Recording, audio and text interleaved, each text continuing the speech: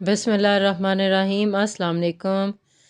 Novel در بدر ایزا کلم Alisha, episode number 6 اور 7۔ سر آہان، آپ کو ایک خبر دینی ہے۔ آہان کا مینیجر علیم اس کے کیبن میں آیا۔ ہاں بول، اور پلیز علیم کوئی اچھی خبر ہی دینا۔ علیم کی پیشانی پر پسینے کی چند بوندیں ابھری۔ آہان نے اس کے چہرے کو دیکھا، وہ سمجھ گیا تھا کہ خبر بری ہی ہے۔ بولو، کیا بتانا ہے؟ اس نے علیم کے تاثرات کا جائزہ لیتے ہوئے کہا۔ سر، وہ عادل حسین شاہ کی وجہ سے کوئی بھی کمپنی ہمارے ساتھ کام کرنے کو تیار نہیں ہے۔ سب کمپنیز ہمیں ریجیکٹ کر رہی ہیں اور مجھے لگ رہا ہے کہ ہم بہت بڑے لاس میں جانے والے ہیں۔ علیم نے سر جھکائے جلدی سے آہان کو ساری تفصیل بتائی۔ سن کر آہان کی آنکھوں میں تیش سے لال ہو گئی تھی۔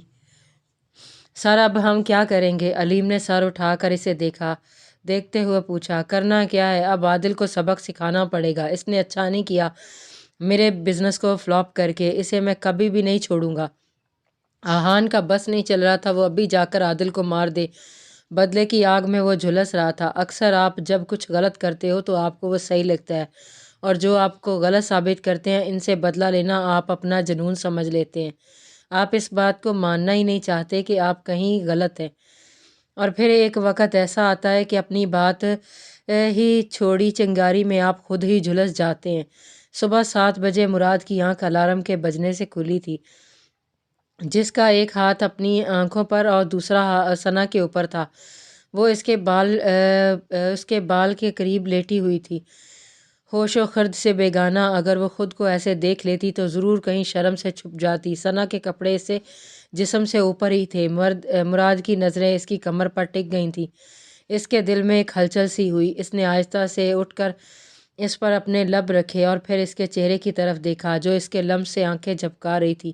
نیند میں مراد فٹافٹ سے پیچھے ہٹا، اٹھ کر وارڈروب سے اپنے کپڑے نکالے اور واش روم چلا گیا۔ جب وہ باہر آیا تو ثنا اپنے پنک کلر کی شارٹ نائٹی میں بیڈ پر بیٹھی آنکھیں مل رہی تھی۔ اسے دیکھ ساتھ ہی سیدھی ہو کر بلینکٹ اوڑھ لیا تھا۔ آج مراد نے جلدی جانا تھا، اس کی میٹنگ تھی آج۔ اس کی اس حرکت پر وہ سر جھٹکتا باہر چلا گیا۔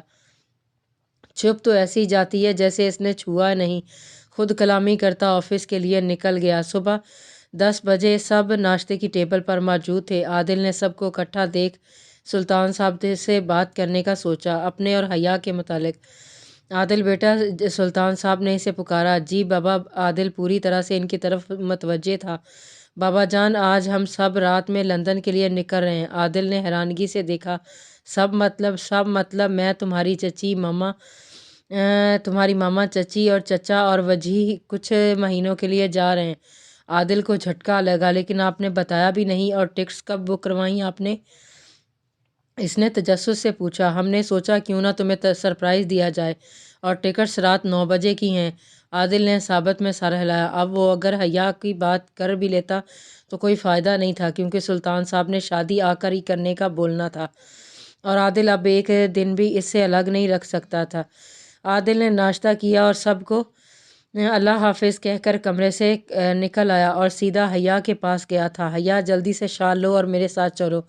حیا نے ہلکی سبز رنگ کا سوٹ پہنے ہم رنگ دوپٹہ سر پر لیے ہوئے تھے، عادل کی شال میں لپٹی رہی، جو عادل نے اس سے لے کر اپنی دوسری شال اسے پہنا دی اور خود اس کے والی اوڑھ لی تھی، اور اس کا ہاتھ پکڑ کر ساتھ لے گیا۔ عادل اسے شاپنگ مال سے لے کر گیا تھا۔ وہ ایک بوتیک میں کھڑے تھے۔ حیا، یہاں دیکھیں، یہ ریڈ سوٹ کتنا پیارا ہے، اور جب آپ پہنیں گی تو اور بھی پیارا لگے گا۔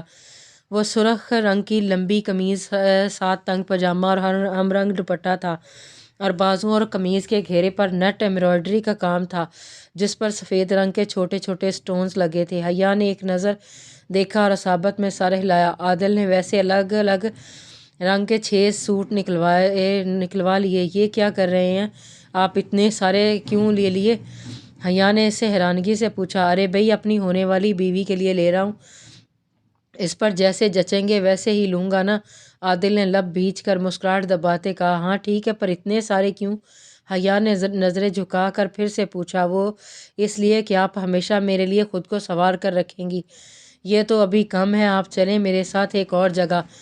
عادل اس نے ہاتھ پکڑ کر اسے برائڈل ڈریسز کی طرف لے گیا تھا، جہاں بہت ہی خوبصورت اور نفیس دلہن کے ڈریس تھے۔ عادل نے سامنے لگا لہنگا دیکھا جو اس پر بہت پسند آیا تھا۔ وہ سفید رنگ کا لہنگا جس پر گولڈن کام ہوا تھا، ہلکا ہلکا سا، نہ زیادہ بھاری نہ زیادہ ہلکا۔ عادل نے وہ ڈریس نکاح کے لیے نکلوایا۔ حیا کا دل کر رہا تھا اس بندے کے پاگل پن پر اپنا سر پیٹ اٹھے۔ جب ہلکا سا نکاح کرنا ہے عادل تو وہ کسی بھی عام سے سوٹ میں بھی ہو جائے گا۔ حیا نے آنکھیں سکیڑ کر اسے کہا، جی جی جانے عادل، صحیح فرما رہی ہیں آپ، لیکن میں اپنی بیگم کو دلہن بنے دیکھنا چاہتا ہوں، سو آپ مجھے نہیں روکیں گی۔ حیا نے ایک لمبی سانس بھری تھی۔ انہوں نے کافی شاپنگ کر لی تھی۔ عادل نے ہر سوٹ کے ساتھ ہم رنگ جوتا لیا تھا، 15 جوڑے، ایک لہنگا ساتھ، ایک سوٹ کے ساتھ میچنگ جویلری، جوتے، ہر چیز عادل نے اپنی پسند کی لی تھی۔ حیا کافی تھک چکی تھی۔ وہ لوگ ریسٹورنٹ میں کھانا کھا کر اب گاڑی میں بیٹھ رہے تھے جب ایک لڑکی عادل کو آواز دیتی اس کے قریب آئی۔ عادل عادل حیا گاڑی میں بیٹھتے بیٹھتے رک گئی۔ وہ لڑکی عادل کے پاس آ کر کھڑی ہو گئی۔ فضا، تم 3 سال بعد یہاں کیسے؟ عادل نے حیرانگی سے اسے دیکھتے پوچھا۔ کیا بتاؤں، ایک فرینڈ کی شادی ہے اس لیے آنا پڑا۔ تم بتاؤ کیسے ہو؟ میں ٹھیک ہوں، عادل نے مختصر سا جواب دیا۔ عادل، تم اچھا ہوا مل گئے، میرے پیرنٹس بھی آئے ہیں، تمہارے پیرنٹس سے ملنا چاہتے ہیں۔ فضا نے دھیمی سی آواز میں سر جھکا کر ہلکی سی مسکراہٹ لبوں پر لا کر کہا۔ عادل کے سر پر بم پھوڑا۔ وہ سمجھ گیا تھا فضا کیا سوچ کر آئی ہے۔ شروع سے ہی وہ عادل سے شادی کی خواہش رکھتی تھی اور اب اسی مقصد سے آئی تھی۔ اپنی ٹائم جب مرضی مل لیں، عادل نے حیا کو دیکھتے ہوئے کہا، جو ان دونوں کو دیکھ کر کچھ سمجھنے کی کوشش کر رہی تھی۔ عادل نے حیا کا چہرہ دیکھا جو پریشان سی لگی۔ اینی ویز فضا، میٹ مائی وائف حیا عادل حسین۔ فضا کے ایک دم رونگٹے کھڑے ہو گئے تھے۔ وائف مطلب کب ہوئی تمہاری شادی؟ اس نے نم آنکھوں سے پوچھا۔ ہوئی نہیں، آج میرا نکاح ہے، اسی کی شاپنگ کرنے آئے تھے ہم۔ عادل نے میسنی سی مسکراہٹ سے اسے حقیقت سے آگاہ کیا۔ آئی سی، کنگریچولیشن، پھر تو اچھا لگا جان کر، میں چلتی ہوں پھر۔ وہ دانت پیس کر بولتی چلتی بنی لیکن خونخوار نظر حیا پر ڈالنا نہ بھولی۔ عادل نے حیا کو گاڑی میں بیٹھنے کا اشارہ کیا۔ وہ پورے راستے خاموش رہی تھی۔ عادل نے گاڑی ایک ولا کے سامنے کھڑی۔ وہ محل کی طرح سفید اور گولڈن رنگ کا ولا تھا۔ حیا سمجھ گئی تھی، اسی لیے عادل نے نکاح ڈریس اور اس رنگ میں ہی لیا تھا۔ حیا کی آنکھیں بھر آئیں، اس نے عادل کی طرف دیکھا۔ عادل نے اس کے ہاتھ کو پکڑ کر ہلکی سی مسکراہٹ دی، جیسے یقین دلا رہا ہو کہ میں ہمیشہ تمہارے ساتھ ہوں۔ عادل نے گاڑی سے اتر کر حیا کی طرف کا دروازہ کھولا۔ انہیں گھر آتے 4 بج گئے تھے۔ 5 بجے اسے گھر کے لیے نکلنا تھا۔ عادل حیا کو لے کر ولا کے اندر گیا، جہاں سارے ملازم ایک ایک کر کے اسے سلام اور حیا کو خوش آمدید کہہ رہے تھے۔ حیا کو اپنے نصیب پر یقین نہیں آ رہا تھا، یہ اتنا خوبصورت محل اس کا ہوگا، وہ یہاں کی مالکن بنے گی۔ وہ چاہتی تھی نکاح ہوتے ہی فوراً شکرانے کے نوافل ادا کرے۔ عادل کے 2 دوست برہان اور فیضان بھی وہاں موجود تھے، جنہیں عادل نے نکاح کے لیے بلایا تھا۔ عادل سلام کر کے حیا کو اپنے کمرے میں لے گیا، جہاں ایک لڑکی جینز شرٹ پہنے میک اپ ڈریسنگ پر سیٹ کر رہی تھی۔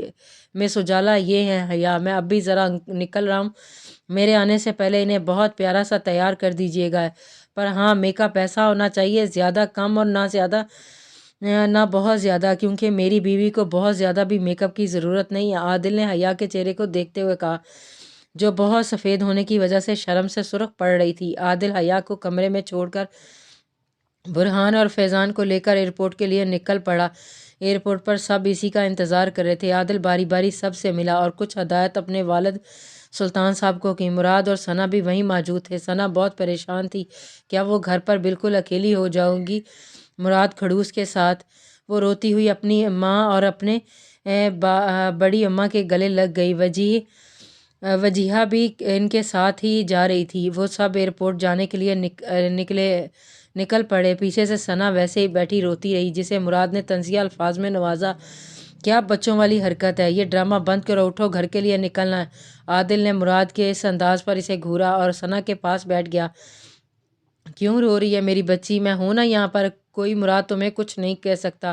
یہ بندر کچھ بھی کہے فوراً مجھے بتانا، جیسے بچپن میں چھوٹی چھوٹی شکایتیں اس کی مجھے لگاتی تھیں، بالکل ویسے ہی۔ عادل نے اس کے سر پر ہاتھ پھیرا اور مراد کو اسے گھر لے جانے کو بولا، جس نے لمبی سانس بھرتے عصابت میں سر ہلایا۔ ساتھ ہی عادل نے اسے میسج کیا کہ ثنا کو چھوڑ کر میرے ولا آ جائے۔ مراد نے اوکے کا رپلائی کیا اور ساتھ کو لے کر ثنا کو لے کر گھر کی طرف نکل گیا تھا۔ عادل بھی برہان اور فیضان کے ساتھ خوش گپیاں لگاتا ولا چلا گیا۔ وہ سیدھا حیا کے ساتھ والے کمرے میں گیا تھا۔ وہ ابھی اسے دیکھنا نہیں چاہتا تھا، وہ چاہتا تھا اب اسے بس نکاح کے بعد ہی دیکھے۔ اس نے سفید رنگ کا کرتا پاجامہ، اوپر سے گولڈن سے رنگ کی ویسٹ کوٹ پہنی، عادتاً سفید رنگ کا شال پیچھے سے اپنے کندھے پر ڈالی تھی۔ وہ سچ میں اب اس ولا کا راجکمار لگ رہا تھا۔ عادل تیار ہو کر نیچے آیا تو مراد بھی تب تک ولا پہنچ گیا تھا۔ برہان نے مولوی صاحب کو بھی بلا لیا تھا۔ عادل سیڑھیاں اترتے ہی مراد کے پاس آیا، جو ساری سچویشن سمجھنے کی کوشش کر رہا تھا۔ کیا ہوا میرے بھائی، ایسے کیا دیکھ رہا ہے؟ عادل نے مسکراتے ہوئے ہاتھ اس کے کندھے پر رکھتے ہوئے پوچھا۔ بھائی کیا ہے یہ سب؟ آپ شادی کر رہے ہیں بغیر کسی کو بتائے؟ مراد نے غصے کے سے انداز سے کہا۔ ہاں میں شادی کر رہا ہوں اپنی گرین بیوٹی سے، جس کی تلاش میں 12 سال سے تھا۔ وہ آج میری شریک حیات بننے والی ہے۔ عادل نے محبت سے اسے سوچتے مراد کو بتایا۔ پر بھائی، بابا، چاچو انہیں کیا جواب دیں گے؟ مراد نے پریشانی سے پوچھا۔ کچھ نہیں، جب آئیں گے تب بتا دوں گا۔ میں حیا کو مزید اکیلا نہیں رہنے دے سکتا مراد، ایک دن بھی نہیں۔ عادل کے لہجے میں فکر تھی۔ مراد نے اصابت میں سر ہلایا۔ اس کی نظر اوپر سے آتے وجود پر پڑی۔ بھائی، یہ پری میری بھابھی ہے؟ اس نے آنکھ بند کرتے مسکرا کر عادل کو دیکھتے پوچھا۔ عادل نے فوراً گردن گھما کر اوپر دیکھا، جو سیڑھیوں سے سفید لہنگے میں گھونگھٹ کیے اتر رہی تھی۔ عادل کے منہ سے فوراً ماشاءاللہ نکلا۔ عادل صوفے پر بیٹھ گیا۔ اجالا نے حیا کو بھی اس کے ساتھ بٹھا دیا۔ مولوی صاحب نے نکاح کی اجازت مانگی۔ عادل نے اصابت میں سر ہلا کر نکاح شروع کرنے کو کہا۔ عادل حسین شاہ ولد سلطان احمد شاہ، آپ کا نکاح 50 لاکھ حق مہر اس حیا احمد بنت افضل شاہ کے ساتھ طے پایا ہے۔ کیا آپ کو یہ نکاح قبول ہے؟ قبول ہے، عادل نے اصابت میں سر ہلا کر قبول ہے بولا۔ 3 دفعہ قبول کرانے کے بعد مولوی صاحب حیا کی طرف متوجہ ہوئے۔ حیا احمد بنت احمد افضل شاہ، آپ کا نکاح عادل حسین شاہ ولد سلطان احمد شاہ کے باوس 50 لاکھ حق مہر طے پایا ہے۔ کیا آپ کو یہ نکاح قبول ہے؟ گھونگھٹ سے چند موتی اپنے والد کے نام پر حیا کی آنکھوں سے نکل کر گرے۔ اس موقع پر ماں باپ کا ہی ساتھ ہونا تو ضروری ہوتا ہے، اور وہ دونوں کے سائے سے محروم تھی۔ عادل نے آنسوؤں کی بوندیں دیکھتے اس کے ہاتھ پر اپنا ہاتھ رکھا۔ حیا نے خود کو کمپوز کرتے نکاح قبول کیا۔ نکاح کے بعد عادل نے اجالا سے حیا کو عادل کے سب سے خوبصورت کمرے میں لے جانے کا بولا، جو تیسرے پوشن پر صرف ایک ہی کمرہ تھا اور بہت ہی بڑا اور شاندار تھا، جو خاص اس کے اور اس کی بیوی کے لیے بنوایا گیا تھا، اور خود سب لوگوں سے گلے ملنے لگا۔ سب اسے مبارکباد دے رہے تھے۔ ناول در بدر، عیسیٰ کلم Ali Shah, episode number 7، part 1۔ عادل رات 8 بجے ولا پہنچا تھا۔ وہ نکاح کے بعد برہان اور فیضان کے ساتھ ہی نکل گیا تھا۔ ولا آتے ہی وہ اپنے کمرے کی طرف گیا، جہاں بیڈ پر بیٹھی حیا سسکیاں لے رہی تھی۔ عادل کو گھبراہٹ سی ہوئی۔ وہ فوراً اس کے پاس جا کر بیٹھ گیا۔ حیا، رو رہی ہیں آپ؟ عادل نے گھونگھٹ ذرا سا ہٹا کر دیکھا تو زاروں قطار آنسو بہا رہی تھی۔ عادل اس کے رونے کی وجہ سمجھ چکا تھا۔ نہیں جانے عادل، بس رونا نہیں ہے، میں ہوں آپ کے ساتھ۔ اب آپ میری محبت ہی نہیں، میری ذمہ داری بھی ہیں۔ حیا مسلسل اس طرح بیٹھی رو رہی تھی، اس کے آنسو ہاتھوں پر گر رہے تھے۔ وہ ایک دفعہ پھر اپنے ماضو میں جا چکی تھی۔ حیا، عادل نے اس کے ہاتھ پر ہاتھ رکھا۔ چلیں اٹھیں، وضو کریں، ہم نماز ادا کریں گے، اس سے آپ کو بہتر محسوس ہوگا۔ حیا نے اٹھ کر اسے دیکھا۔ کسی نے مسکراہٹ دے کر اسے اپنے ہونے کا احساس دلایا۔ حیا اٹھ کر واش روم وضو کرنے چلی گئی۔ عادل وہیں بیٹھا اس کے نکلنے کا انتظار کرنے لگا۔ اچانک اس کے فون کی گھنٹی بجی، جس پر ان نون نمبر تھا۔ عادل نے فون اٹھا کر کان کو لگایا۔ ہیلو، عادل نے فون اٹھاتے کہا۔ مسٹر عادل حسین شاہ، اپنی موت کا انتظار کر لیں، آپ کی الٹی گنتی شروع ہونے والی ہے۔ مقابل نے دانت پیستے ہوئے غصے سے عادل کو کہا۔ You damn, who are you? میں کیوں چھوڑوں گا تمہیں؟ چھوڑوں گا نہیں۔ تبھی واش روم کا دروازہ کھلنے کی آواز سے عادل نے فوراً سے فون کاٹ کر رکھ دیا اور واش روم میں وضو کرنے چلا گیا۔ حیا مسلسل بیٹھ کر اس کا انتظار کرنے لگی تھی۔ مسلے پر بیٹھ کر اس کا انتظار کرنے لگی تھی۔ عادل وضو کر کے باہر آیا تو دونوں نے نماز ادا کی۔ جب سلام پھیرا تو حیا اس سفید جوڑے میں ویسے ہی عادل کی شال لیے بیٹھی تسبیح پڑھنے لگ گئی۔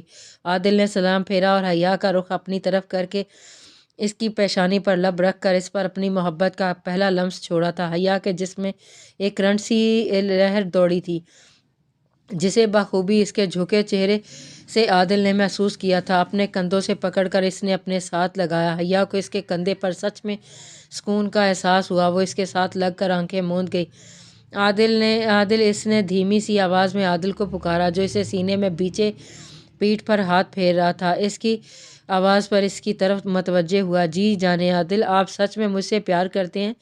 मुझसे शादी कर ली, लेकिन मुझे अपने वालिदैन से नहीं मिलवाया। आदिल, मैं मिलना चाहती हूँ इनसे। मैं अकेली नहीं रहना चाहती। हया की इस छोटी सी ख्वाहिश पर जी भर कर प्यार आया था इसे। जी जाने आदिल, ज़रूर मिलना चाहिए आपको, आपका हक है। लेकिन वो आज रात ही लंदन के लिए निकले हैं और मैं आज बात करने ही वाला था, पर मुझे भी आज ही पता चला कि अगर मैं आज इनसे बात कर लेता तो वो एक ही बात करते कि हम आकर ही शादी करेंगे और इन्हें आने में 6 माह के करीब लग जाएंगे। और मैं आपको एक दिन भी अकेला नहीं छोड़ना चाहता था। या जानता हूँ आपने बहुत तकलीफ़ें देखी हैं, मैं नहीं चाहता था मज़ीद ये सब देखें आप अकेली रह कर। मैं आपसे वादा करता हूँ हया, जिस दिन वो आएंगे हम दोनों एयरपोर्ट इन्हें लेने जाएंगे। अगर मैंने आपको छुपाना होता तो मैं अपने छोटे भाई मुराद से भी छुपा लेता। हया ने इसकी नज़रें खुद पर महसूस की, जो इसको सीने से लगाए मोहब्बत से अपने साथ इसे अपनी मोहब्बत का यकीन दिला रहा था। हया का चेहरा शर्म से सुर्ख पड़ रहा था। हया ने चेहरा मज़ीद इसके सीने में छुपा लिया। जी जाने आदिल, आज तो लगता है आदिल की सांसों में खुद को छुपाना चाह रही हैं आप।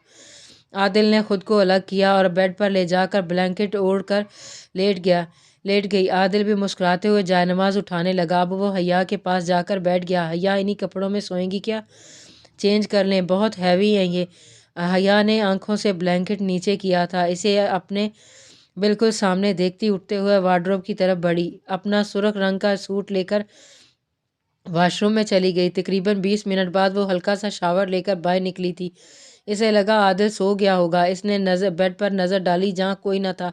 वो कुछ पल को परेशान हुई। अचानक कमरे का दरवाज़ा खुला। आदिल हाथ में खाने की ट्रे लिए कमरे में आ रहा था। खाने की ट्रे बेड पर रखी और हया को साथ बिठाया। चलें हया, खाना खा लेते हैं, मुझे तो बहुत भूख लगी है।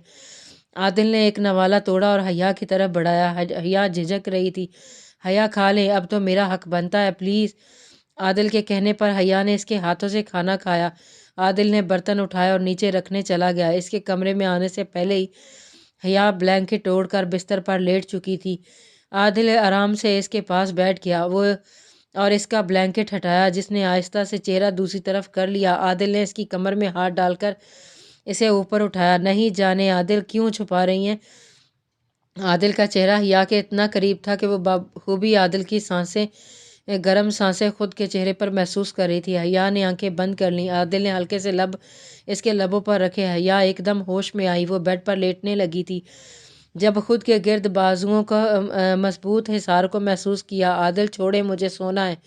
हया के कहने पर आदिल ने आराम से इसके बिस्तर पर लेटाया और ख़ुद भी इसके साथ आकर लेट गया। इसने हया को ब्लैंकेट में पैर घुसाए। वो आहिस्ता से इसका ब्लैंकेट ओढ़ लिया और इसने चेहरा हया की तरफ किया, जो कि दूसरी तरफ करवट लिए हुए थी।